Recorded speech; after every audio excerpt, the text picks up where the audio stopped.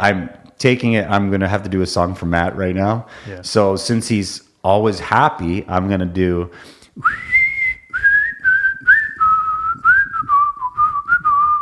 That way you can be happy. Be happy now. That was Carlito trying his best. We've got another podcast, Carlito. Yes, Manny. We drove quite a distance, man. Yeah. I'd say like 90 minutes. This is probably the furthest that we've driven to do a podcast. It's worth the drive to Acton. We're not in Acton. I know. We're in Niagara Falls. So we are up at Foamcore Mouldings up in Niagara Falls. We're with Matt. We're going to talk about... We're going to talk about foam.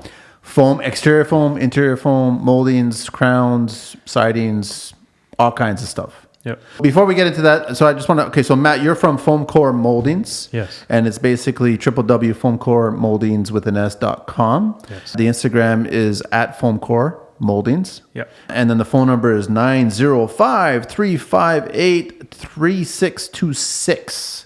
Matt, welcome to the show. Thanks, guys. Don't be afraid of us. We don't like this is totally a down to earth show. We've never harmed anybody at all, not on the show. He's always kicking me out of his office. He's like, quick, when he gets in, get him out. But before we get right into all this talk about foam moldings, interior and exterior, I want to just talk about a little history. History with Manny. Construction history. Construction history Yeah, with we keep on Manny. rehearsing that. Apparently somebody not showing up at the meetings, right? So this is regarding the U.S. So I'm wondering, Matt, this is regarding the U.S. And I want to ask you guys, what is the most popular exterior cladding material? This is U.S. based, not Canadian based. I'll give you a hint. Back in the 80s, it was brick, but that's changed. So what is the number one exterior cladding today? I would think it's California knockdown, some kind of scratch coat. Siding. It's vinyl. Vinyl siding. Still. Man. Number one, man. Like it's all up there. About 80% of it is up there. Brick is almost half of that. Wow. So, I mean, the homes are changing. And then you get into wood is at the bottom, like 10%. And then you get into stucco materials and things like that. They're a little more reasonable. They're at 50. Wow. So stucco is ahead of brick, but vinyl's ahead of stucco. It's probably affordability, possibly. That's probably, it's got to be the primary, right? Yeah. So that was a study done by the Historical Trends of Exterior Wall Materials Used in U.S. Residential Construction by James P. Brad, Kentucky. Wow. Right? So I just want to share that. We got that out of the way. That's for our American listeners. And that was... Construction history with Manny. We've got a massive budget here, man. Massive budget for all these intro but shows. But it is fun. It's hilarious, man. It's wonderful. So, I mean, now we're going to move along with the show. So, Matt, it is all about you and Foamcore. And, I mean, how long have you been in this business, man? It's been about 9 years now. 9 years? Yeah. That you started Foamcore? Yeah. Wow. What were you doing before that? I was a machinist at Brock University. We just did a tour. You gave us a tour of the warehouse here, and it's pretty huge, man. And you were saying it's 100,000 square feet. You're using 50 of it? Yeah, 55. For now, you could easily expand into the other 45. Yeah, if we need to. I mean, you've got a lot of molding back there. Yeah, we stock a lot. We're deliver on sites to all the contractors in Toronto bound and all over the place. What is the official name of the product? What are they called? Stucco moldings, EPS moldings.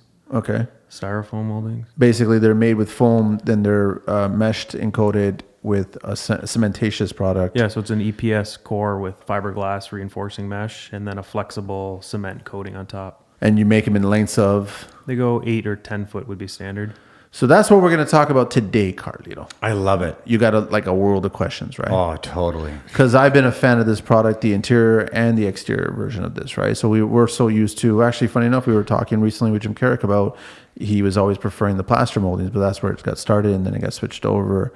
How many different profiles do you have exterior-wise? Oh, lots. Probably 1,000. 1,000? Yeah, there's tons. And you can still do any customizable ones if a client comes along. Yeah, we cut our own blades here in house, so anybody sends a architect or designer or contractor wants to make up their own profile, we can do it right away. I've seen you do logos and like crazy stuff for, I think, did you do a large golf ball or something? What was it, a couple months ago? Big wine barrel. That's what it was, yeah. That was massive. Yeah. How big of a wine barrel? 35 feet high by Filled with 16 booze? foot diameter. No, not fit. No. What was it? Okay. It went, What was it it for? wrapped around an old silo at a winery. Oh, that's clever. Yeah. I kind of like that. That's pretty cool. So where do you want to start? So 9 years you've been at this and you built this company in 9 years? Yeah. On your own? Me and my dad are 50-50. That's very impressive, man, honestly.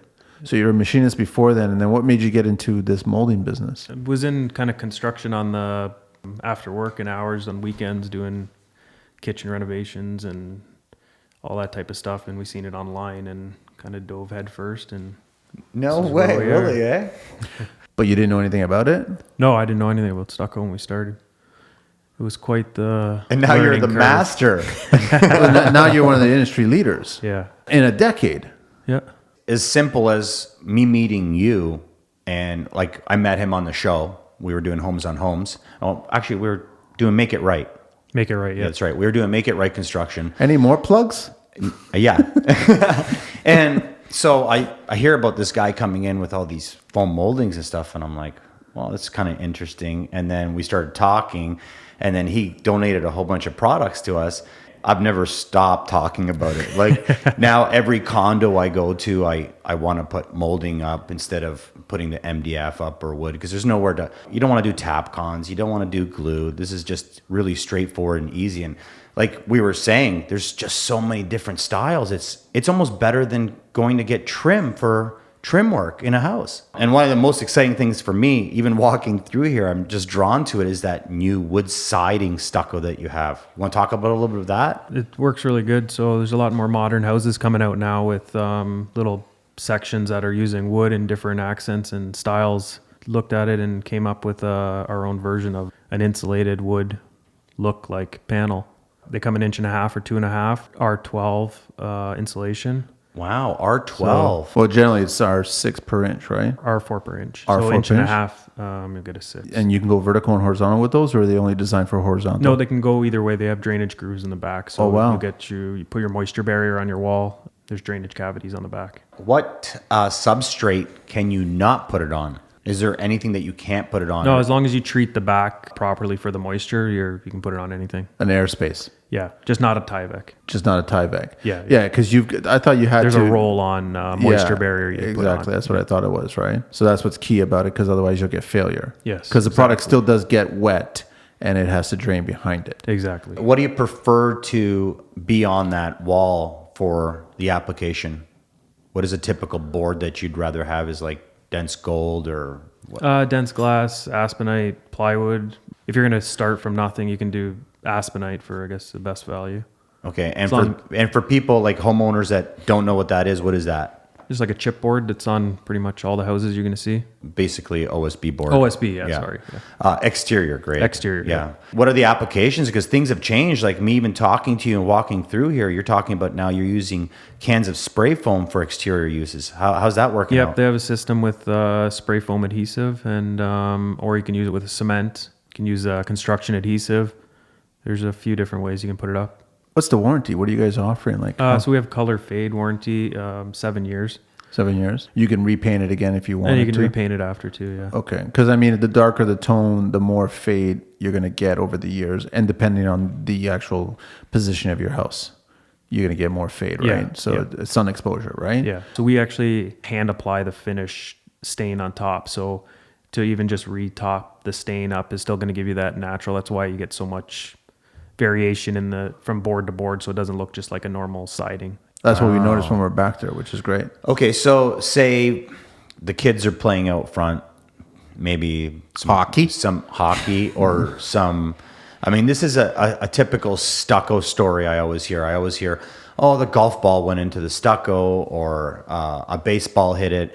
If it dents, and say like, I'm very excited about your wood siding stuff. Can I fix that myself if I wanted? Or do you have a specialist that would come by and fix that? No, you can fix it yourself. So you'd probably, depending on how bad the damage was, you could probably just cut out a piece and replace it.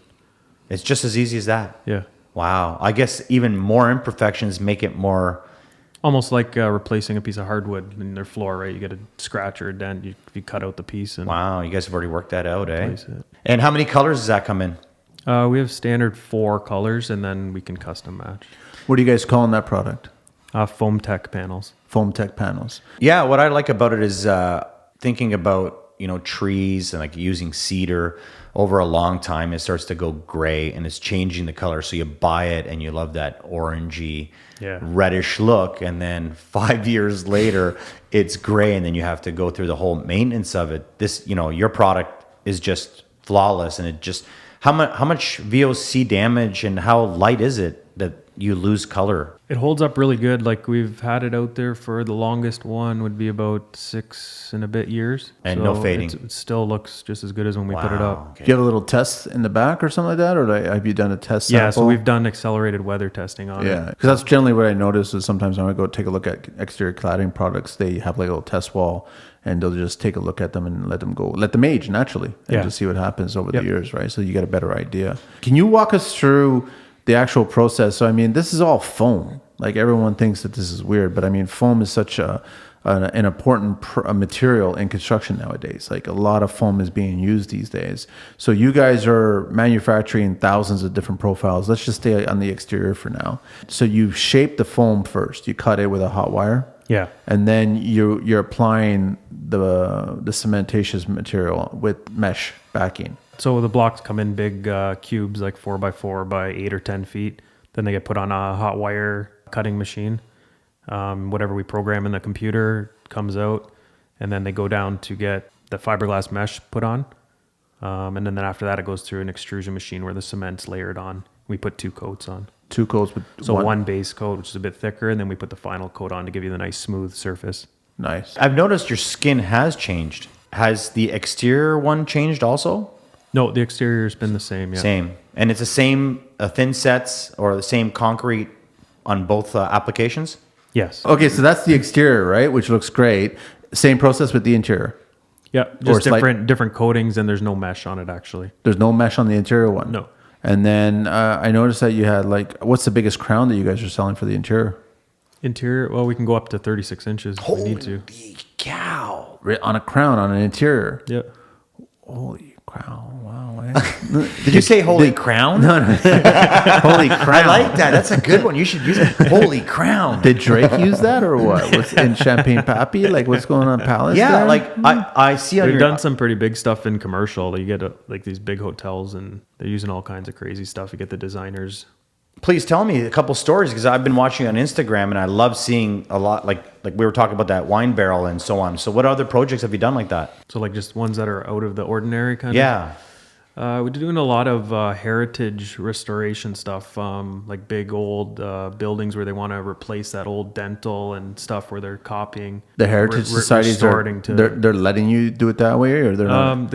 We've been doing quite a bit of buildings with them. I guess some of them, depending on if they're all stone and they need to be matched exactly, maybe it might not be allowed. But that's been one of the bigger things we've been doing. And now with the polyurethane that we've gotten into, we can do a lot more too to maximize pretty much anything anyone could ever dream of. So you can duplicate anything that's existing on any building and make it look like you can replace. If there was a fire or part of the building was knocked down, you could match it completely perfect. Exactly, yeah. Wow. And that's kind of impressive actually for the heritage to even accept this. Like this is a whole different level. Yeah, even for the cost of what it costs for us to make something like with egg and dart and dental brackets and flowery things, like it's almost next to impossible to copy if you can't do it with styrofoam.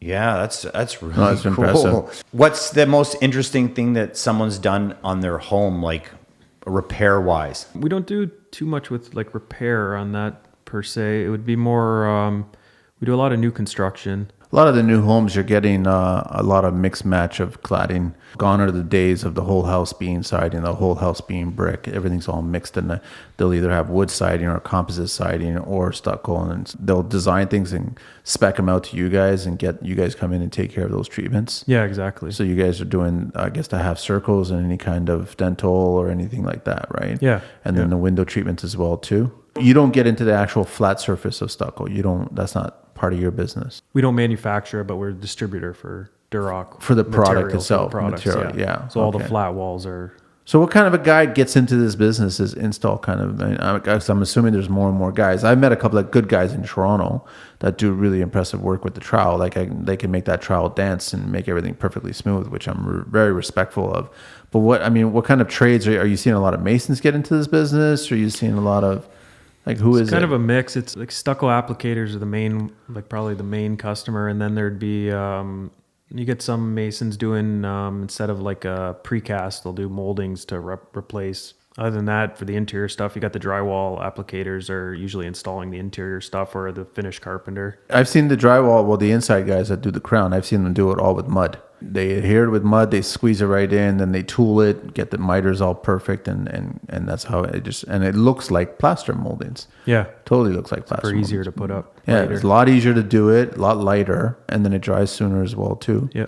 What's the application? How do you install it to ICF? Is that an easy fit? Like, is that an easy match, I guess? So ICF is going to depend what your finished clad is. If you're going to put stucco over top of it, it's going to be the same as if you're putting stucco over top of the plywood. You're still doing your skim, your base. Normally they'll still put styrofoam over top of the ICF again.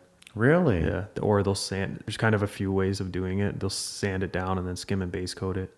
Okay, And so then they're doing a attach our scratch coat molding, across. a Yeah. scratch coat, Yeah, because you can't work stucco right over the ICF itself. It's not designed for that, Yeah. right? There's too many joints. Yeah.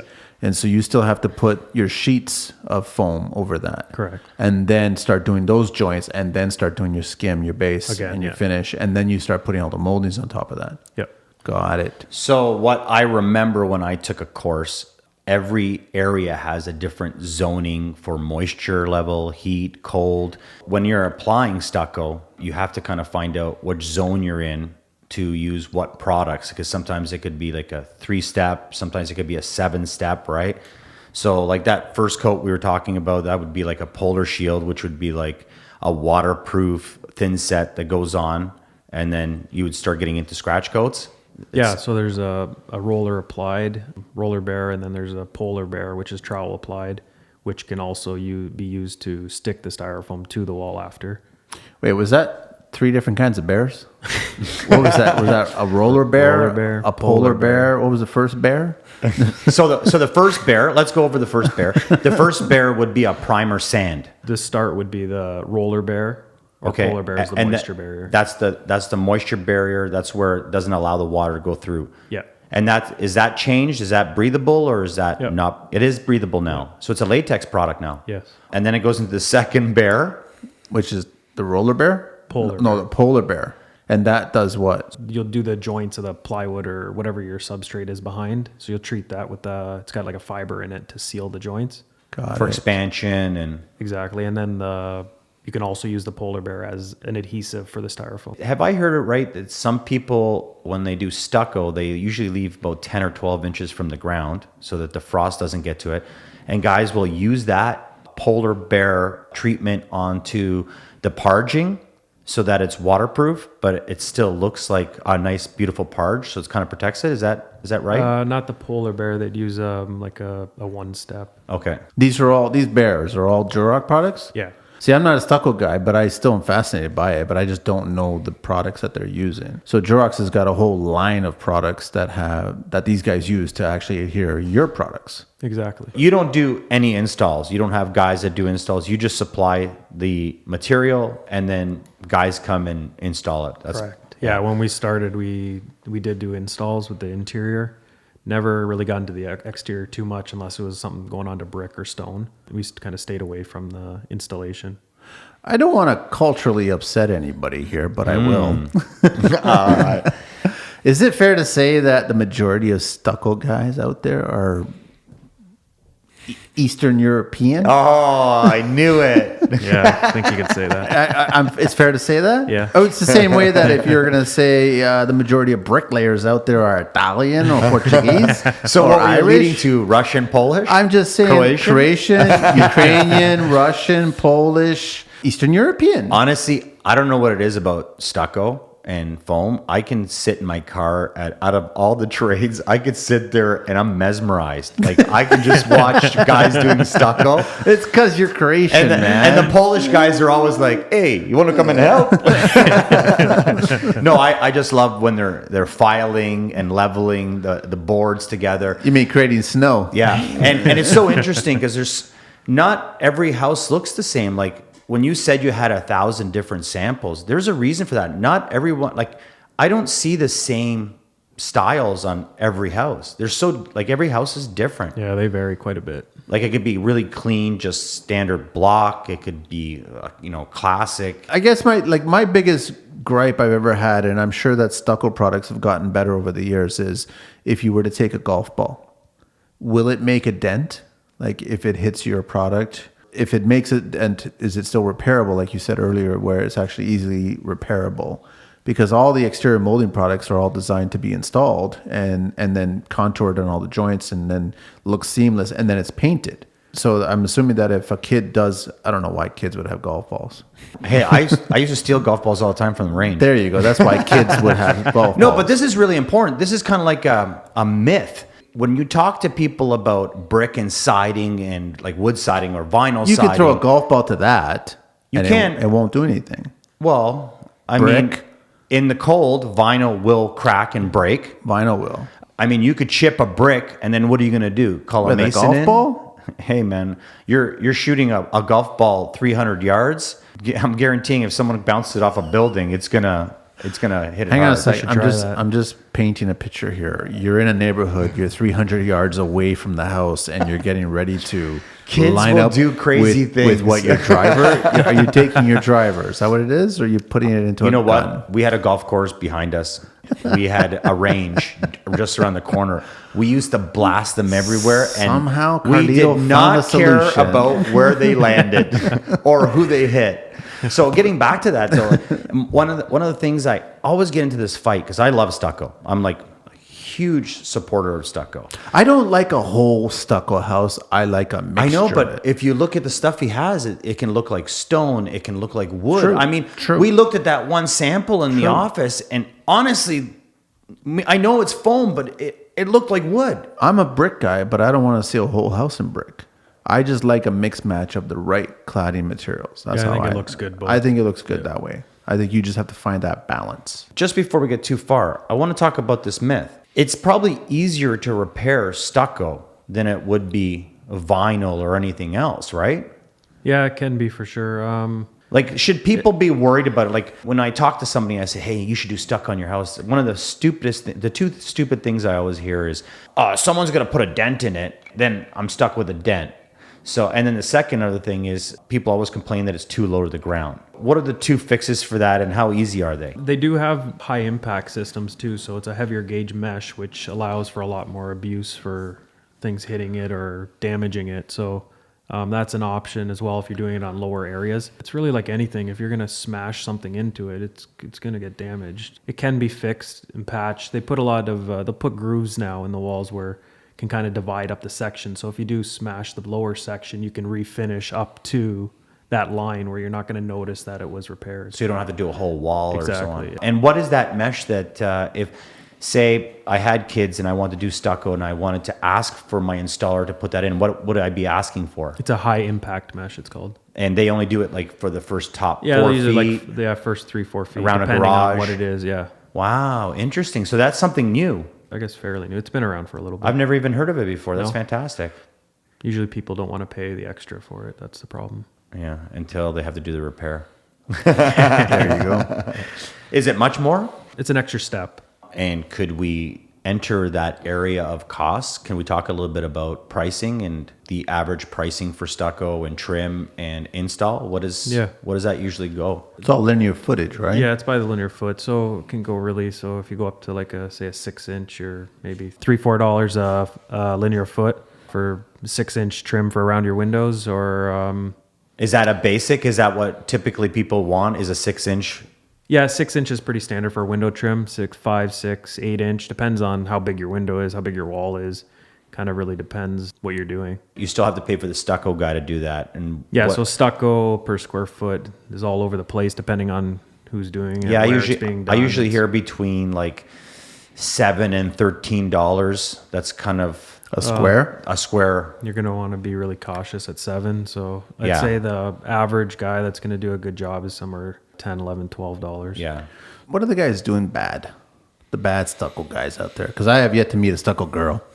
I'd like to meet That's so an true. Eastern Yeah. European stucco girl. Yeah, that'd be interesting. Wow. She'd probably be about 6'6". I would not want her to throw a trowel at me.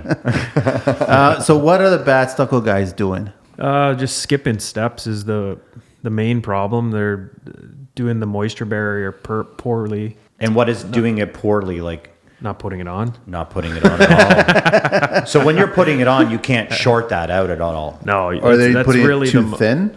Yeah, they'll put it on thin, they'll water it down. They'll water it down because I'm assuming with it'll go- Durox, there's actually a proportion that you're supposed to be using this product at. Yeah, exactly. Out of the pail, that's what you have to use it at. Oh, really? So you can't even water it down. It's just no. what it is. Yeah.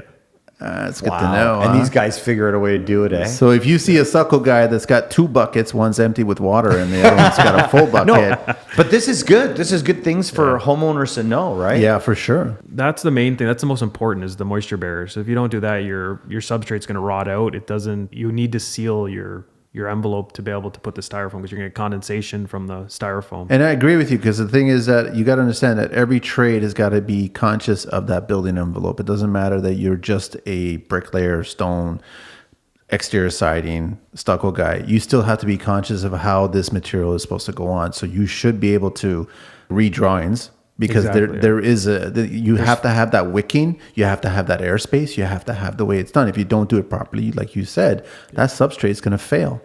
And it won't fail on your clock, and then you'll be disappearing. But then you actually built a home for somebody that's failing now, and then that's going to be an issue for them later on. Yeah, especially around your window openings and door openings, they need to be properly sealed too. With That's the most critical area because those are all the openings of the actual building envelope. Flashings is a major It's thing. key. too. Yeah, So guys just get a little lazy. That's all it is. They don't want to take the Yeah, time. try to save a buck. I guess they went in too low with the price, and then they're trying to save it to make up for it. It's hard to tell because once the job's done, it looks like stucco, right? So looks most beautiful. people don't know the whole in behinds of the system, right? So at the end of the day, oh, it's a nice color, gray. It's great. I like it. It looks good, just like the other guy would have done, but it's not done properly, and then in the next 4 to 5 years, you're going to have everything failing. What's some of the evidence that you would be seeing if they didn't actually do the substrate properly? What would you start noticing?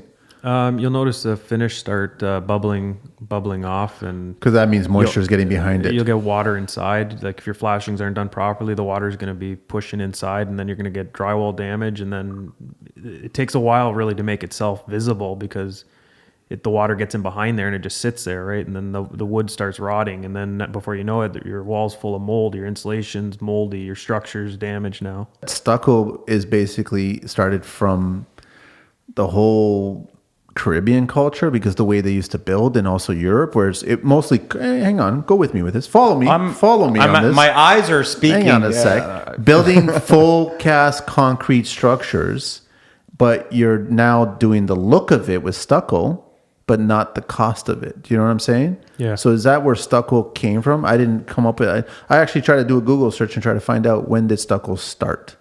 And I know that it was well before the 80s because I remember Scarface and there was lots of stucco in Miami there.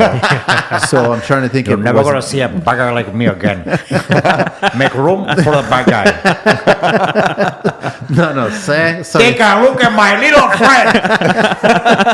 Say goodnight to the bad guy. But so I don't know when stucco started, but I can only assume that they didn't want to build 8-inch, 10-inch concrete block walls and then parge them to give you that stucco look. And then it started going. Someone You know came up what? with that. That's a great point because, like, with chicken wire, chicken lath, yeah. Guys used to scratch cabinets. It was awkward to carry in your little Chevette or whatever you were a Chevette. contractor with. And then they came out with a Schluter product, and it's plastic, it's light. And just like Manny's leading to this, instead of dealing with big cast and lots of heavy concrete, you got a product that looks exactly the same or better, and you can put it on your shoulder like 10 of these things at one time or even more. You can even impress people by putting 2 bundles up. That was great. So it brings us to our next segment, which is building code talk with Manny. I still don't understand, and I brought this up at our last meeting. We never had a meeting. Why do I have to get to do 2 back to back? I do the historical and then I do the building talk. Because Manny, I just love hearing it from you. So speaking of what you just brought up, Matt, this is really interesting. Based on the National Building Code of Canada, what is the total thickness of stucco supposed to be? It's a good question. Can I? 1 inch. No. What do you mean, the finish? Or The finished the cement? thickness of the cement. Oh, the cement. Sorry, misunderstood. I thought we were talking about foam. Sorry. Yeah, no. I'd say 3/16? No, not that much. I don't think. I'd say around Well, I've got millimeters. I got metric here, guys. 3 mil. 21. What? Mil? That's the Dude, so 21 mil is like... so That's an basically inch. requires that stucco cladding be installed in 3 coats with a total thickness of 21 mil. No, that can't be right. This is what I got this from That the could national. be on wire lath.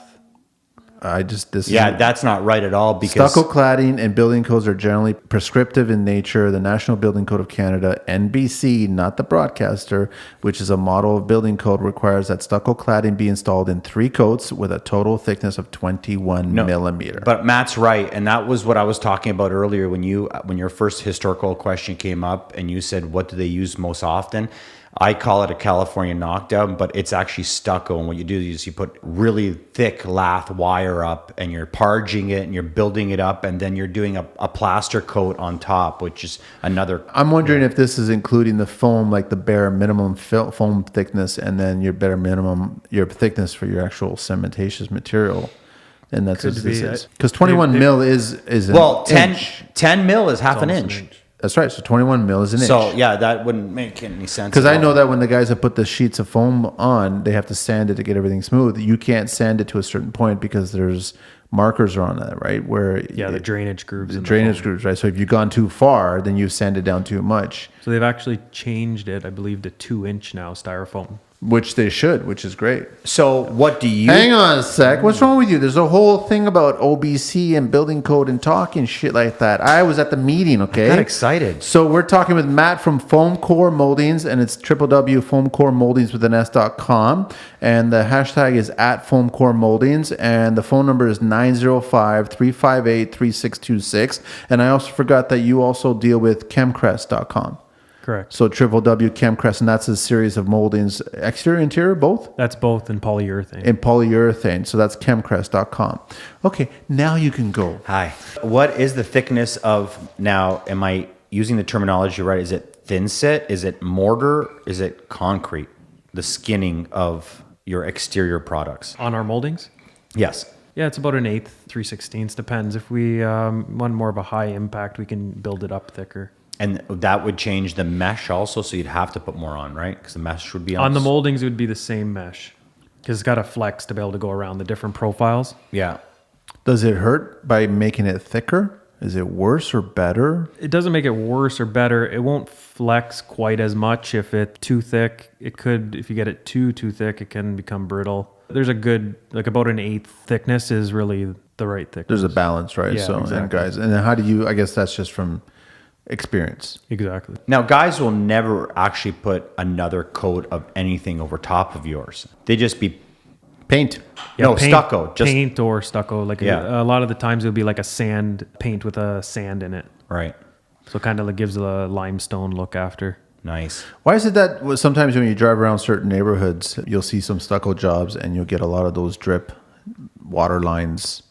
Is that just because of the design of all the moldings, or is that just improper drainage, or? It can happen over time. Depends on like where they are. If it's right in the middle of a wall, you don't really want to go with a huge molding in the middle of a wall because the water or snow is going to sit on it and eventually it's going to kind of get damaged. And for the contractors listening, you can create any style, any shape, any form of a styrofoam, like even in the molding, you could do arches in like a week or two, like, or even faster because you have your own CNC machines, right? Yeah, our arch turnaround's about 3 days. And is there a minimum order or is there a maximum? Like obviously maximum would be anything you want, but what's the minimum typically to have a contractor come in?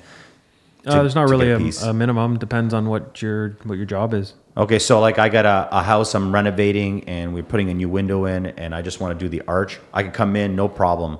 That way the contractors can hear that they can contact you and they can get that one piece instead of having to worry about, buying 10 pieces. Or, Yeah, no, one piece. If you need one piece, we sell you one piece. Is there any weather conditions that stucco can't be in? No, just when they're applied, there's certain conditions. Can you go through that process? A lot of people don't realize that you have to have heaters on there. It has to be a certain temperature. Sometimes you have to put hoarding on. Yeah, you want to be Tent. Get a tent. Yeah. If it's winter, right? Yep.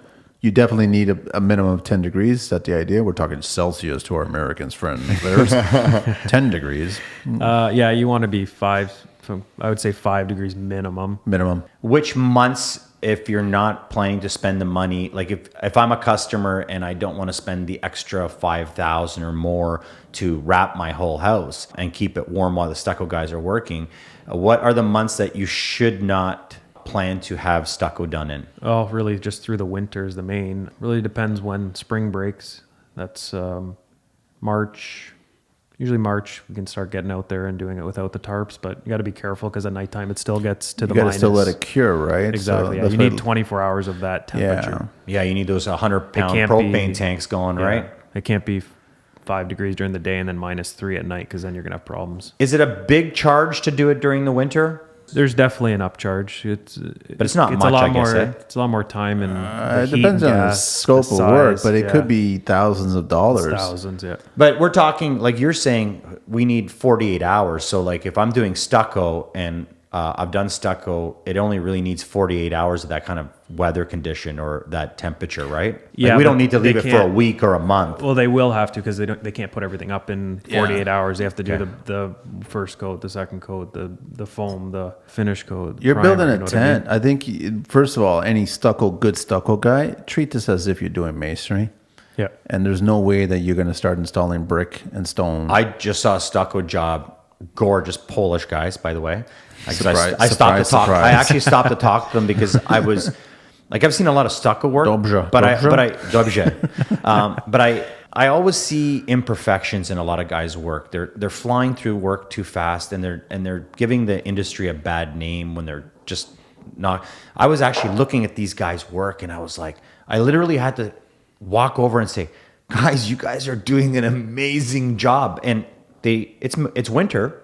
And they don't have the house wrapped. And I haven't seen, like when they weren't there, I went over and examined if there was any cracks anywhere, if there was like, too much mortar. but that's not good. If it's winter, it's cold. No, and but what I'm they're not saying is tent. like, I was really impressed that there was no imperfections, no color variances. Like everything was perfect on that stucco house. That's the problem, though. It can look good now, but if it froze, it's hard to tell right away. But we can have the same problem with brick and block too. Like you still I would be need to- nervous if I see masons in winter with no tent. I'd be nervous. I see a lot of them. I know, but I'd be nervous. I see guys doing chimneys in the middle of winter. I'd be like, I'm glad that's not my house. And this is a great thing. Like I want people to understand that it's not just about stucco you have to worry about. You have to worry about block and brick and concrete. It's treated the same way. So when you Exterior start cladding, you have to understand exterior So cladding. don't let it discourage you when you hear, you can't get work done in the winter. People are doing it. I guess the only thing that you can really get done in the winter without a tent is vinyl siding or wood siding.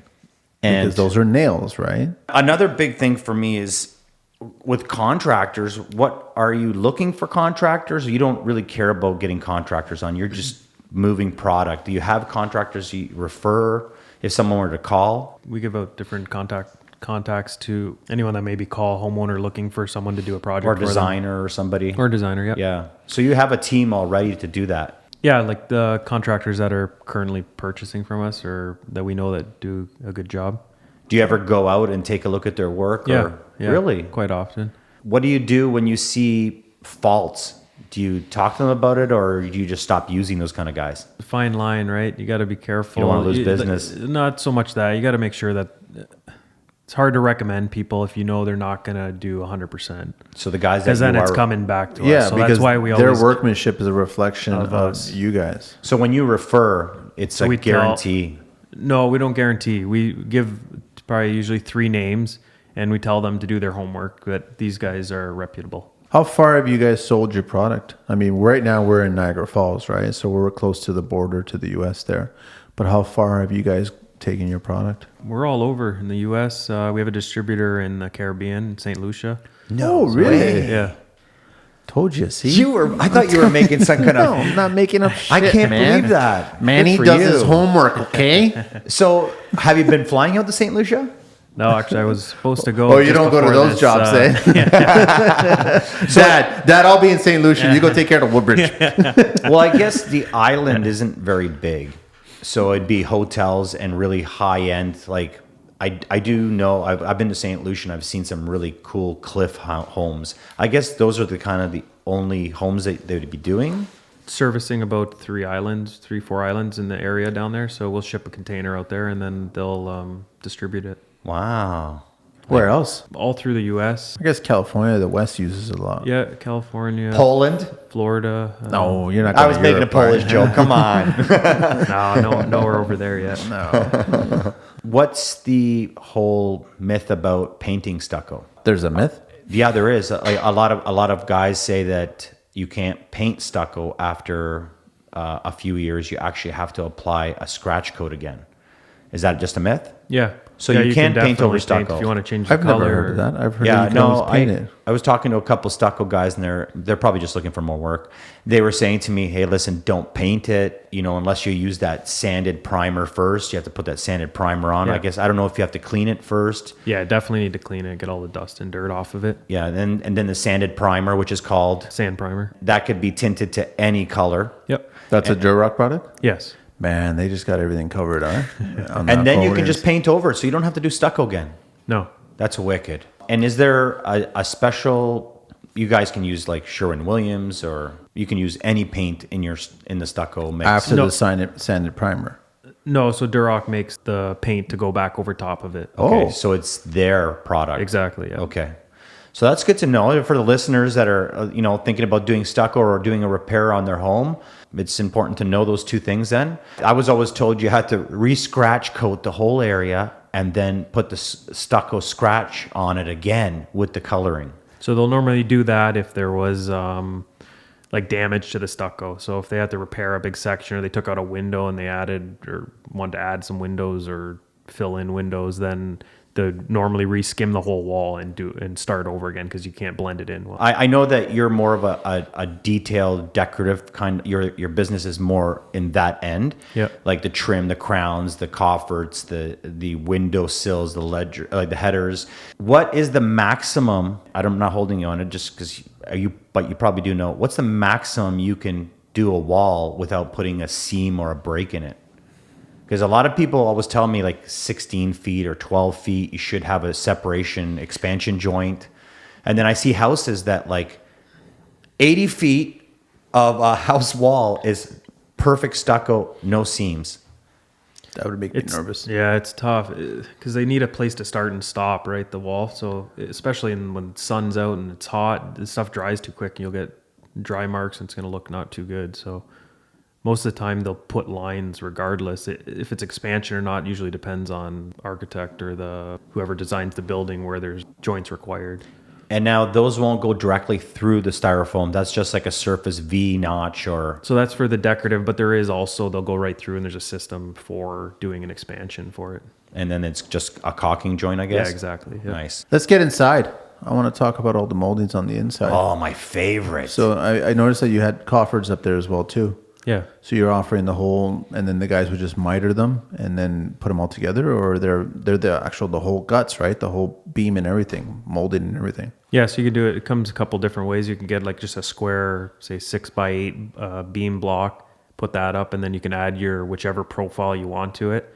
Or also there's beam and molding kind of joined together where it's more of a one step. You can't go as big with the one-piece ones, just because it's harder to miter and fool around with. You have more options when you do the beam, and then add whichever profile you want to it.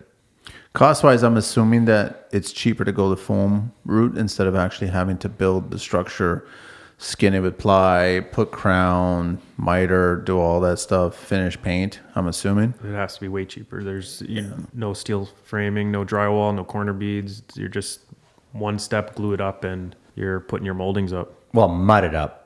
Mud it up. This is where your product should get like major reviews. I have never yet seen inside a styrofoam crown molding or coffer crack.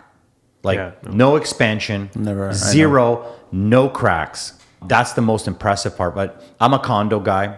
Manny hates condos. I love the commercial and the condo. I like working in condos, and one of the things is a condo always just feels like a condo or a loft, and your products can bring that warmth back into a home and like make it feel condo, but really now a classic home or a modern home. Like crown moldings that are spray foam just look gorgeous in condos. It's great because there's no expansion contraction. So once it goes up there, everything's done, and it still looks like that after. Get the caulking, cracking, the joints pulling apart, and so you eliminate all that in one step. Yeah, I remember when we did that house, you were showing me how to put the screws in the walls, tuck it in nice. So what is for a homeowner that wants to take this on and come and buy some product from you? What do you mean, as a DIYer? Yeah, there's a lot of people who want to do that. I'm one of those kind of guys. That's how I got into this industry, by trying to save money and doing it myself, right? I would. My opinion is, if you're a homeowner, I don't want you doing this crown. What's wrong with you people? Well, we were all homeowners at some point. Hire somebody to do this. No, but what's the process of going onto drywall or concrete ceilings? Like trowel size, what kind of mortar you should be using? A drywall adhesive compound, like a So red CGC is what I use? Is perfect, yeah. That one works the best. It's easier to sand, and the glue has got good glue in it to hold it up. Yeah, I usually use a quarter-inch trowel. Yeah, quarter-notch trowel, like for tile, works good. Yeah. Gets it on nice and even, so it stays straight and doesn't get any waves. Push it up and just basically wipe it off with a putty knife, and that's it. And then you're ready for spraying. Yeah, not quite. You got to let it dry. You can roll and paint the brush, yeah. And You're that's still going to want to put like a painter's caulking on the edges to the wall and ceiling. I've seen lots of great work done without the caulking, and I've never seen a crack. So yeah, it still shouldn't move, but it usually finishes it off that last little bit. Yeah, I guess on the wall was most important because it steel studs if it's condo, right? You get into the older homes, I guess. I saw a bunch of medallions of there that you guys are doing as well.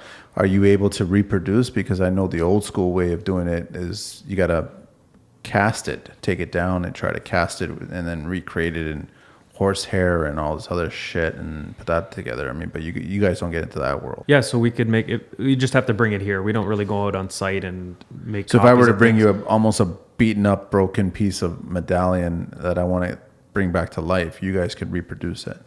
Yeah, so we would need we make the molds all in house here for the polyurethane. So that'd be a polyurethane product. Yeah, we can basically copy, model over anything. And for the people that are listening, if they don't know what that is, it's basically making a mold, a rubber mold. A rubber mold, yeah. And how are you doing that? You're doing that with a scan, or are you doing that with an actual liquid? The rubber? Yeah. It's pumped through a machine that mixes the two parts and pumps out into the mold. Oh, wow. And then you have that mold for life. Yeah. Well, it makes about, each mold makes roughly about 100 pieces before it burns out the rubber. Wow. Again, I know you probably don't like talking about the numbers because it's different for every contractor, different for every designer or homeowner. If I was coming in to do something like, say, a 10 by 10 room, and I just wanted to replace the plaster and a crown molding, what would it cost for that mold to be made for me? We have tons to match an old, like a dental molding or something like that. The molds can add up fairly quick. We have a catalog of tons of different profiles that we can probably find something that's pretty close if it doesn't need to continue into another room from an existing. But if we do need to make an actual mold, the molds can get a little expensive. You're somewhere in around $1,000. Okay, so if you have a high-end customer that wants that, you make a mistake in someone's house and you have to fix it, there's a fix. There's ways, yeah. Yeah, great. What are the new things coming out that you got going on? We've been wandering a lot into the polyurethane stuff with all the different possibilities with that. So we got a few new things on the go. Just gotta check us out on Instagram, and you can see some of the new things coming. Like the barn board. Yeah, we got the new barn board. So that's a 4-piece set it was modeled off of a 100-year-old local barn here. Was that People the are piece using- I was handling? That was the other one. There's another piece. People using it interior and exterior. Yeah, so they've been using it both. You don't want to watch outside. So the polyurethane's great. It's a lot harder, but you get a little bit of expansion contraction with it. So as long as it's installed properly where you allow for those movements, then it works well. See, that would be good for those DIYers of yours that you were talking about earlier, because them morons don't realize you can't put real barn board outside on your house. And why is that, Manny? Because it's going to deteriorate, man. And crack, split open, let the water in? Yes. Actually, I bought a house that's just like that. Is it leaking? Doesn't matter. I'm tearing it down anyways. So my point is, use these new barn boards that will protect your house, right? What's really exciting is I overheard you saying to both of us earlier on, and we just kind of heard it. You're building a new house, and you decided to do stucco. Yeah. So what are you using? Surprise. Yeah. No, but I mean, you obviously. I use stone stucco, and then that wood foam tech panels on the soffits. So you got like a wood under. Oh, on the soffits. That's yeah. interesting. I saw that in one of your Instagrams. It looked amazing. Yeah. How are you installing that as a soffit? So dense glass the soffit, moisture barrier it, and then glue it up. We have sell an instant grab adhesive, which caulking gun on the back and stick it up. And then your fascia, you're just making it go right in front of it. The fascia we did in a stucco panel with like a granite finish from Duroc. What are you doing for the venting of the cold zone? So you can use a continuous vent. In this case, I don't have my deck is conditioned space, so that it's spray foamed. Oh, So I all the don't way need to the it. ridge beam. Yeah. Wow. Which Flat I roof. personally think most structures should be built. And I think attic circulation it's the phone booth of tomorrow.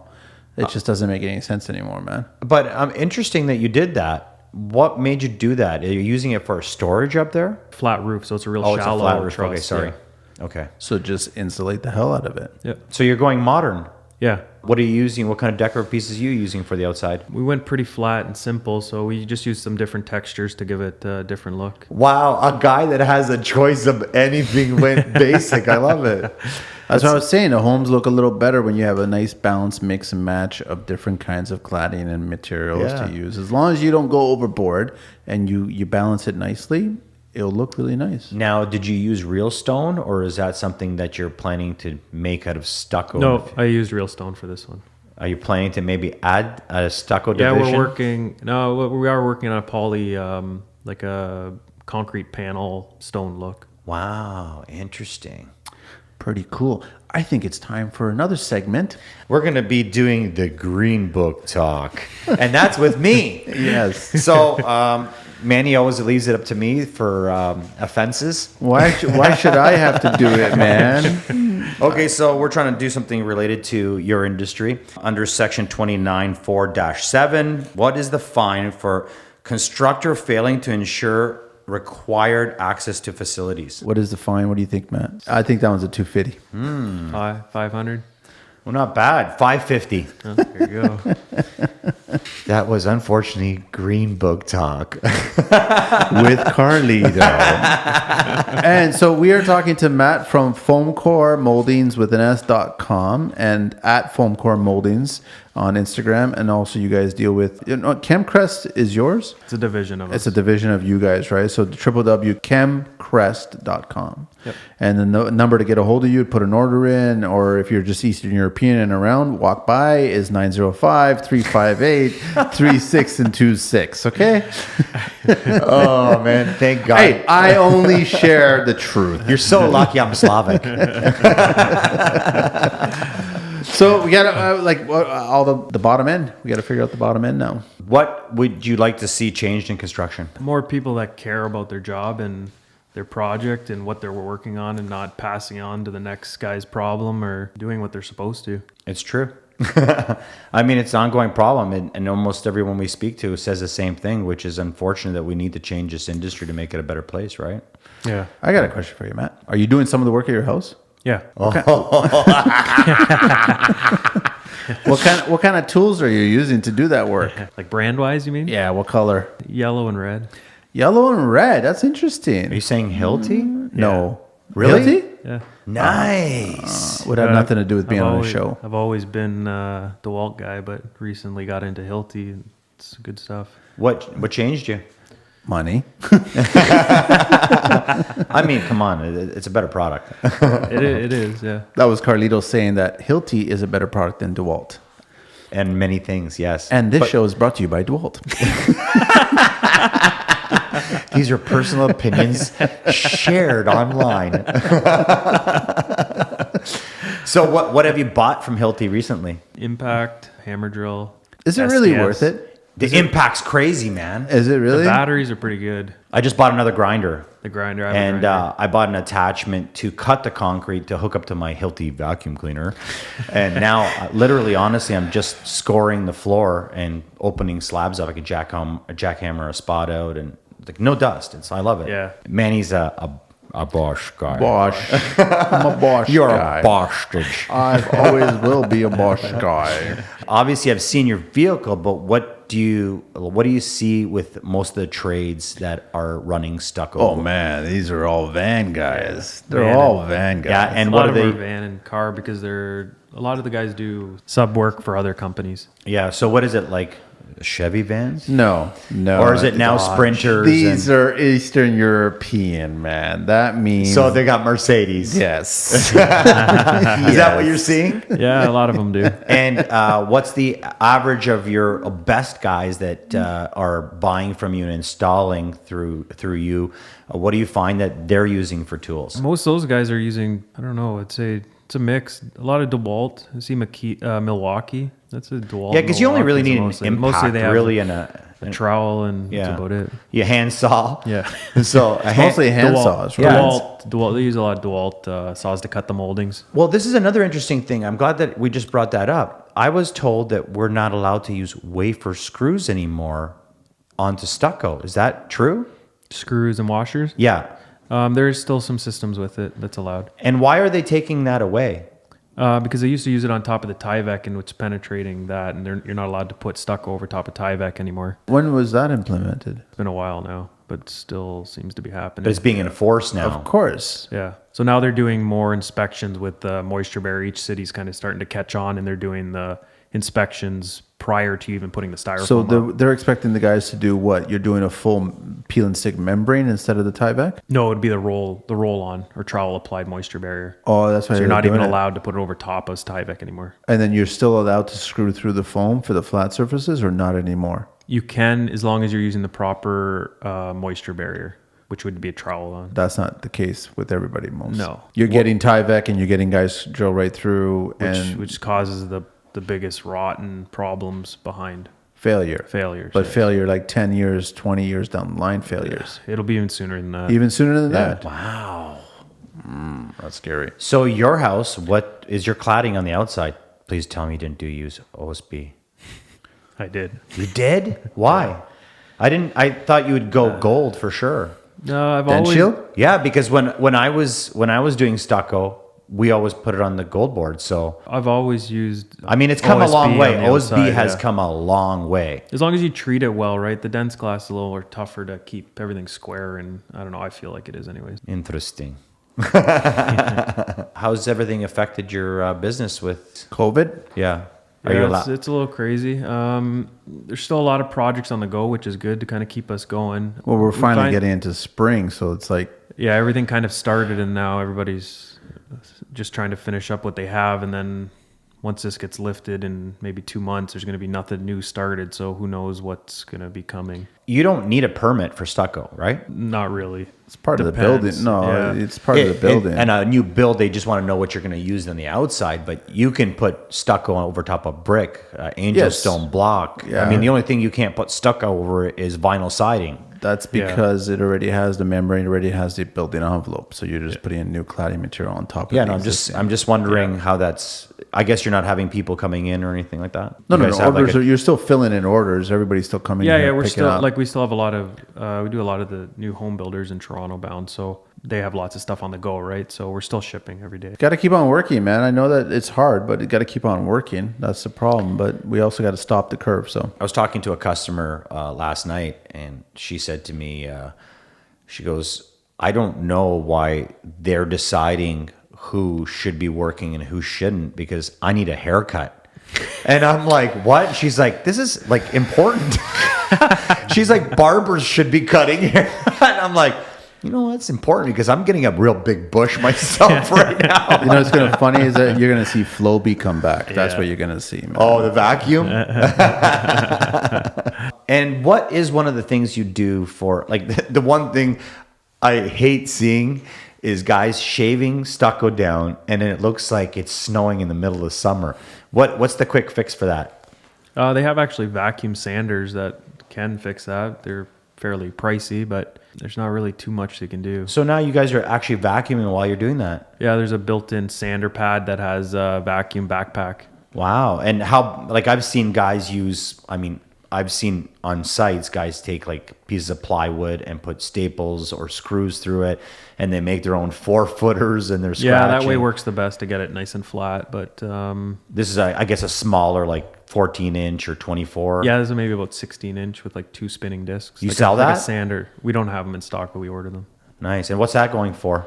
It's expensive, around $5,000, I think. But if you're doing this if every you're- day, exactly, It's your job, You're yeah. a stucco guy. You might as well. You're spending $60K on a sprinter van. Yeah. yeah. I mean, for me, the two downfalls on, you know, keeping a customer happy would be weather and getting the product done, and, you know, the snow in the middle of summer. Yeah. But I can also aerate your grass and your soil. No, they upset your neighbor too, man. Like, oh, their that's pool. no, exactly. The pool, exactly, Not right? good for the pools. Does Europe use a lot of stucco? Yeah, it's I don't know. I'm not sure where, like you asked before, where it actually started. I'm kind of curious now where it did start. But Europe is a big stucco yeah. application. Yeah. I know Vegas is. Vegas Yeah. is all stucco. Yeah. Everything is stucco. Exactly. In Vegas. Well, you're getting a lot of bang for your buck. Like, you're getting thermal break, so, you know, you're creating your house to not have the outside conditions and control the inside conditions, whatever that may be. I mean, it works in summer and winter. I mean, it's pretty crazy. Yeah, especially with the new building codes with the new R values and continuous insulation and stuff. It definitely helps with that. Have they asked for stucco to be put onto buildings to change that on older homes, like where you can't build a thicker wall now? Yeah, for sure. Like you can go up to 6 inches of styrofoam on the outside. Wow. And then put your stucco on top of that. Yeah. Oh, wow. So that's replacing, instead of, if you have a 2x4 wall, you don't want to change that. If you don't want to strap it blow out. in on the inside or strap it and Wow, that's really interesting. And what else? Anything else like that? So you could do a 6-inch wall. Yep. That's pretty crazy. And that's an R value of what? It's R4 per inch. 24. That's crazy. So you don't even need insulation in. You can just do soundproofing on the inside. Yeah, but we learned that the insulation is better on the outside We did. for Yeah. the building science guy. Yeah. But it also depends on the building system you're using. True. For Very, very true. For the zoning and the style of home you're building. Very, very true. Yeah. Yeah, they're doing something now. I don't know exactly how it all works, but there is a new system where they have where you don't put insulation inside and it's full. You can do a 6-inch exterior stucco to achieve your R value. You know, once again, thank you for introducing me to foam. I mean, you changed my whole life. I brag about it all the time. I talk about. I think he's getting sick of it. He's like, "Oh, foam! Please No. stop. I want to like have foam. real wood." I like foam. Do you? I do like That's foam. good to hear. I never said that I didn't like Because foam. a lot of guys, whenever I talk about crown moldings, I always push for that. Like, I always say use, and they're like, "No, I'm going to use real maple or I'm going to use real oak," and I'm like. That's entertaining, eh? It's going to An crack. Eastern European doing an Eastern European accent. You're going to ruin it. One last thing I really want to ask you. Any ideas of maybe a CNCing wainscoting for condo concrete walls? I always wanted to know if you do a wainscoting board with trims that Yeah, we you could. do. We have a few different wall panels too. So You do? 2x2 wall panels. We can do in the polyurethane. It'd work a lot better for down lower, which is a lot harder for impact. So we have chair rails, panels like square box panels, baseboards like these groove panels, the hex panels for ceilings or walls. Very interesting. So after this podcast, for 5 minutes, I want another tour. I want to see that stuff because I was always wondering, like, we talked about it before and people said, I always get that conversation. It's always going to break or it's going to chip or it's going to be a dent. But the same thing's going to happen with MDF. That's what's good with the polyurethane. It's a high density. So it might it's actually bounce off. It's a 20-pound density. So normal styrofoam is a 1 pound. Like a white EPS is a 1 pound. Wow. Styrofoam. So your foam isn't a 1 pound, it's a 20. The polyurethane products. What's that equivalent to? What would MDF be? Do you know offhand? I don't know what that exact density is, but I would say it's actually even harder than an MDF. Wow. MDF would be medium density. Yeah. Well, unless you have a really good contractor and he spends the money and goes HDF. high density.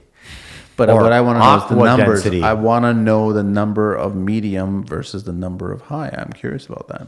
As an install? No, Or- the actual number of the density. That's just like you were saying, the polyurethane's at a 20. Yeah. Well, what I do know is that when I spray built-in units, when I look at medium density, I have to charge $1,000 more for prepping. Why? The edges, the furring, even when I sand it and I'm trying to feather it out, it's furring up so much when that skin goes. When I use high density, I'm pretty much like the paint's going on and I don't have to fill it. I don't have to worry about the sanding. It's a great product. There's no failure. I can leave it in a washroom if I want. You know what I mean? Matt, all this, the polyurethane, all the interior stuff, that could just be painted the same way that you would treat wood. Yeah, exactly. It comes pre-primed. And you're hearing it with like some sort of adhesive A on PL, the, like a PL on the adhesive. back. Yeah. PL doesn't melt it, No, not the polyurethane. but the normal foam it would. So you'd need like a PL 300 or something, right? Exactly, yeah. Okay. I think the only thing we could just say is come down, visit your warehouse, take a look at Go online. the 1,000 different trims on the wall. Like Well, you don't have come to go down through- now. You don't want a bunch Yeah. of people walking around and now. but you can get anything you want for interior or exterior stucco. The customize. Yeah, and you just need to look on the wall, and what's not on the wall, just ask one of your staff and they'll show you, right? Yeah, exactly. This has been amazing. This has been great. Matt, thank you very much for the tour, for the education. You got no other questions? Nothing. Oh, I do. Nothing. What's the area code here? What do you mean, 905. Eric? It's 905 still. it Yes, really? yeah. You got to prep. Nobody does his homework. Nobody goes to the meetings. I'm always there by myself, man. So, Matt, thank you very much again. So, no. No. Yeah, no, you can do it. Yeah, go ahead.